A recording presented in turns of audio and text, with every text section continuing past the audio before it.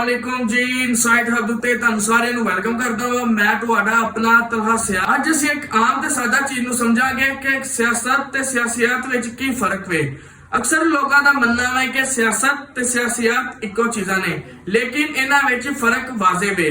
ਸਿਆਸਤ ਇਹ ਅਮਲ ਵੇ ਜਿਹਦੇ ਵਿੱਚ ਵੋਟ, ਹਕੂਮਤਾਂ, ਜਲਸੇ, ਇਕਤਦਾਰ ਦੀਆਂ ਲੜਾਈਆਂ ਹੁੰਦੀਆਂ ਨੇ, ਲੇਕਿਨ ਸਿਆਸਤ ਇਹ ਇਲਮ ਵੇ ਜਿਹਦੇ ਵਿੱਚ ਵੇਖਿਆ ਜਾਂਦਾ ਵੇ ਕਿ ਨਜ਼ਰੀਆਤ ਕਿਵੇਂ ਬਣਦੇ ਨੇ, ਅਸੂਲ ਕਿਵੇਂ ਬਣਾਏ ਜਾਂਦੇ ਨੇ, ਉਹਨਾਂ ਦਾ ਨਿਜ਼ਾਮ ਹਕੂਮਤਾਂ ਦਾ ਕਿਵੇਂ ਚੱਲਦਾ ਵੇ। ਇਹ ਸਾਰਾ ਕੁਝ ਸਿਆਸਤ ਵਿੱਚ ਹੁੰਦਾ ਹੈ। ਮਿਸਾਲ ਦੇ ਤੌਰ ਤੇ ਜੇ ਅਗਰ ਸਿਆਸਤ ਇੱਕ ਫੁੱਟਬਾਲ ਮੈਚ ਹੈ ਤੇ ਸਿਆਸਤ ਉਹਦੇ ਵਿੱਚ ਇੱਕ ਰੈਫਰੀ ਤੇ ਅਸੂਲ ਦਾ ਕਿਰਦਾਰ ਅਦਾ ਕਰਦਾ ਵੇ।